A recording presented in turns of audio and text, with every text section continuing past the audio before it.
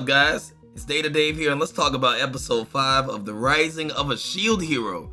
So, first off, I want to say it was overall a really good episode. I'm glad it wasn't as dark or enemy heavy as episode 4 was, or dark as episode 1. Episode 5, you could say, highlighted how people now feel about Naofumi, which is dope. Not the bulk of them, but those related to the Village of Loot. We've also had a nice little race between him and Motoyasu, which I'm extremely glad he won. And the most important thing about this episode is we finally got a new ally in the party.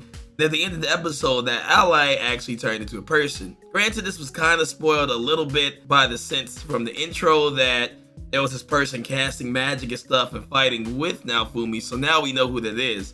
Granted, I didn't expect that to actually be a FILO, which is kind of like the horse quote-unquote of the series. First, before we get on that, I want to talk about this. The maxed people, right? So early in the episode, they showed a lady there with the royal crown and everything like that. I feel like it's heavily implied and pretty obvious that she is the queen, because that was something I was wondering about. I believe there was mention of Malty's mother, or Mine's mother, but she hasn't really been active or seen for some reason. At first I was like, maybe she's dead, but I think they did mention it, so I believe she's alive. But by far that has to be the queen. But the thing I want to touch on is what I call the pull-up squad. I'll give you the reason why I called that later. But honestly, they've just been lurking in the shadows. In episode 1, it was very obvious that one of them were actually standing in the corner when Naofumi was accused of rape and such. So the thing is, they've been lurking in the shadows and giving updates to the queen. That's fairly obvious. They highlighted that at the end of the episode where they were like, Naofumi has the affinity for, I believe, support magic and healing magic, while Raphtalia has light affinity for light and dark magic. Like, they were having that conversation inside of a store. Somehow they actually knew that information, so that means they've been not only eyeing Naofumi, but they've just been going around across the whole city for updates and eyeing those in the kingdom. Now, what I really like about the queen in this squad is that it's obviously in support of Naofumi. Now, I don't know if it's more so of like a support of the heroes as a whole, which it might be, but the thing is, she's seen concern from her words by saying, how is he holding up? Now, what I wonder as the queen, if she has some type of power or things of that nature, her own force, then why is she looking out for the shield hero? So like, at one hand, I'm like, okay, she is concerned about him, but maybe she's more concerned about the world. Because she did mention, she's like, I don't want our neighbors to, start up anything or start any trouble. So maybe there's something else going on in the background and she needs all the heroes there, including Naofumi. Now, what's weird to me, just talking about the kingdom and the nobles and things of that nature, is that Naofumi is a hero. What do they have to gain by treating him so badly? The king didn't even want to give him 500 gold pieces when he gave everybody else 3,800 to 4,000. Now, maybe they tried to base that on the fact that he only saved the village and the other heroes actually saved them by defeating the boss monster and their contribution. But we all know at the end of the day, the king and Malty were just trying to, slight him. And they were like, hey, the fee for the save crest when we removed it, yeah, that's going to be 500 gold. One thing I really love about this episode is that there are a lot more people starting to defend Naofumi.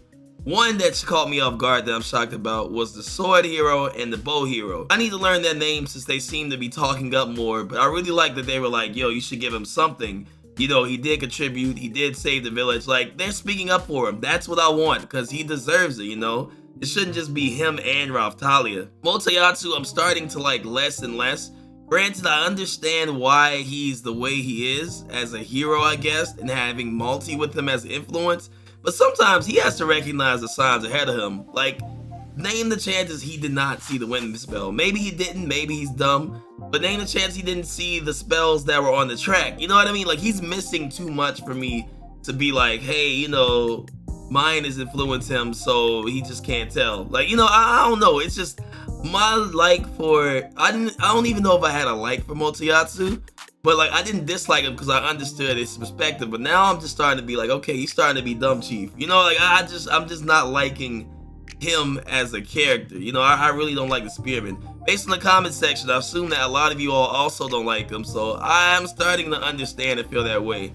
Another reason that made me dislike him was from the last episode was by the fact that when Raphtalia had all that good to say about Naofumi during that emotional scene, he's like, she must be brainwashed. So it's like, you know what?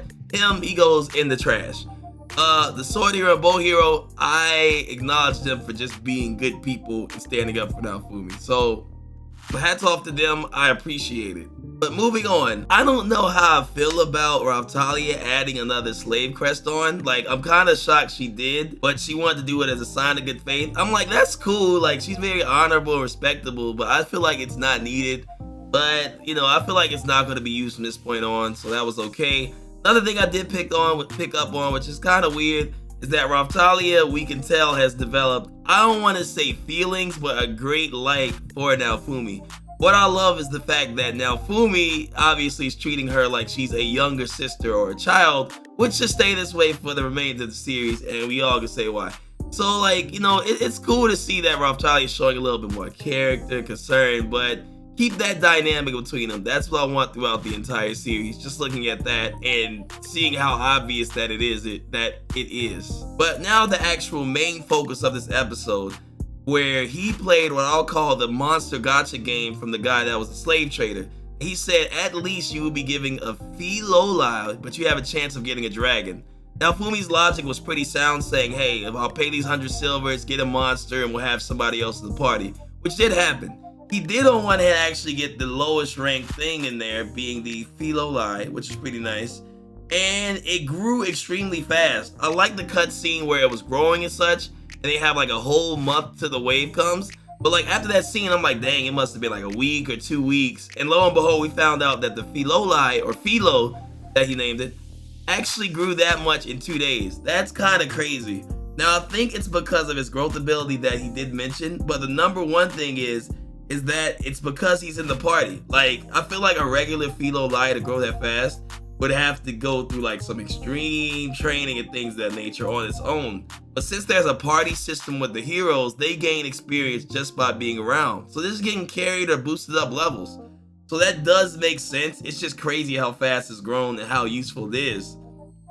So seeing that grow up this episode was really, really nice, and seeing its instant use. So we went from baby FILO to, you know, getting a little bit bigger to a rideable version to this huge one to an actual person being. Like, what I wonder is, like, I doubt they'll do that in this series only based off the intro. But what I wonder is if now Fumi actually gets another monster and trains it up in the same way, do you think that would actually make another person with this evolution? Because that would be kind of dope if he actually got a dragon later on and decided to train it up and this same process happened. So I was genuinely curious about that. Logically speaking, I don't know about the human transformation part, but he should be able to do that, man. If he has a baby dragon in like a week, he would have a mighty one, you know? It'd be cool if the other heroes took that aspect too, but since the story is centered around Naofumi, I doubt that's happening. But just a random thought on that, that would be kind of cool. So I'm gonna get to the part about Philo and the race a little bit later, but one of the main things I really appreciate about this episode is the people in the village, or people in the kingdom actually. Well, the village too. But with the kingdom, you know, the alchemist was like, hey, you saved a relative of mine out in that village. You know, I'm going to give you this book. You know, he can't read or it doesn't translate. It's that later. He sends them to a magician. The magician's like, oh, you saved my grandson here. Let me give you a grimoire. I'll give it to you for free because you were so kind. Naofumi said thank you. I was like, all right. You know, he even called himself being a little bit nicer and proper, man. Not the edgy guy that he became. He's become much nicer with dealing with others, excluding those in the kingdom, but they already are kind of like rude to him anyway, or in the actual palace for that matter. But the thing is, we found Naofumi has an affinity for healing magic and support. So Naofumi's basically a paladin without the sword. I like that. What's interesting is Raphtalia is good with light and dark magic. Like, I'm curious if she's gonna learn some type of sword, light, and dark magic spells. I don't see her as a spellcaster, but I see her using spells. You know what I mean? So maybe she'll do like some light ray blast or something like that. I really didn't expect that from a demi-human, but I mean, that's cool, you know? The fact that she has affinity. I think this world is similar to Naruto in the sense that everybody has an affinity from a different element and that everybody can learn spells. So I really do look forward to seeing what they learn. And Naofumi, I think he's going to be, just as we thought, you know, the support healer. You know, he could maybe cast Cure or something like that. He already knows how to enhance potions and make some of those to cure, so that fits down his alley. Raphtalia, that's the wild card for me. I don't know which direction she'll go. I also want to know what this new Feelies affinity is, because that should be kind of cool to see. But the point is of all this, what I love about this is that good deeds do pay off. People do notice what you do. And some people find out about the good things you do even if you don't tell them. And that's what I love in this series, because other people have taken note to say, hey, the shield hero is a good guy. Even the people in the village, they respect Naofumi. You know, when they got taxed by Motoyasu and Mine, which I'm really getting tired of Mine. Really getting tired of Mine in this series, because like, how can she try to impose that tax? I'm gonna get to that, but basically the villagers went to Naofumi to actually get that help that they needed. But I'm gonna hop straight to Mine. So Mine is causing another problem for a group of people. Originally, I thought by bringing Motoyasu and Mine to the village, and you know, they're all of a sudden imposing this taxation or whatever, I thought they were doing that because they knew Naofumi would go there consistently. You know, he was always around. But you realize the shock in her voice when she's like, oh snap, the shield hero's here? Why are you still doing here? You won't be here long, you know, because I'm imposing this and this is the Lord. So like, you know, the messed up part about Mine is that she's not only messing with Naofumi, she's messing with other people. She was going to impose, I believe, a tax of 50 silvers just to go in and out of the village. And the village, you know, that's not a rich village. Like, even Naofumi said it costs 1 silver to like even stay in the hotel with food. Like, everything is covered, right? It's a pretty small village as such. But they're going to impose all of that on them and just don't care. And Motoyasu, his idiot self, doesn't care either. So my thing is, it's like, does Mine just really mess with everybody? Because like, you know, I thought it was just Naofumi for XYZ reasons, you know? But she's like, oh, this village, yeah, we'll just tax them and Motoyasu can lead. Like, what is her deal? Like, I already didn't like her from episode 1. But like every episode we go and as we go further, I just get more and more reason to be like, yo, Raphtalia, she's one of the worst characters in this. You know what I mean? She does a good job as a character in her role, but I just completely dislike her, and I doubt anyone else truly likes her either. She even went a step further with the race for the village. You know, you've seen the episode, I don't need to go in depth about the race, but she cheated in the race. She lied about it again, and the coolest part about this episode is what I call the pull-up squad. Being the people with the mask, the pull-up squad was like, yeah, there was foul play here. Or yeah, you know what I mean? Like, you said Motoyasu's the leader. I'm 90% positive, 95% sure, even 100% sure that their decree that they passed to her that she read said Naofumi was leader of the village, forcing her to actually challenge him for a race for ownership. So, it's crazy. I love the pull-up squad because it shows that we have people supporting Naofumi in dark places, or in hidden places for that matter. So hats off to them. I like them. Good stuff, Queen. I'm pretty sure she's the queen because she even looks like Malty when you think about it. I know I'm using their names interchangeably, but I'm glad we got allies in good places. We're getting the people's vote in a sense for Naofumi, and Naofumi looked out yet again for this village. As a result, actually getting him a carriage more than money. Naofumi's a good guy. He took that money. He really could have took the money that they put together, but it's a poor village. He wouldn't want to mess them up like that or take the little that they had. And also, he wouldn't want to mess up his own reputation. So the carriage works well, and he actually got something even more valuable than the money he would have received being a trader license. So this means that on his carriage and with FILO and Raphtalia, they can sell their wares, buy wares, which they were doing in what, episode 3, I believe, where he was just trading and seeing how much items cost. So this is going to benefit him heavily and allow him to travel around too. So that's good. That works out really well.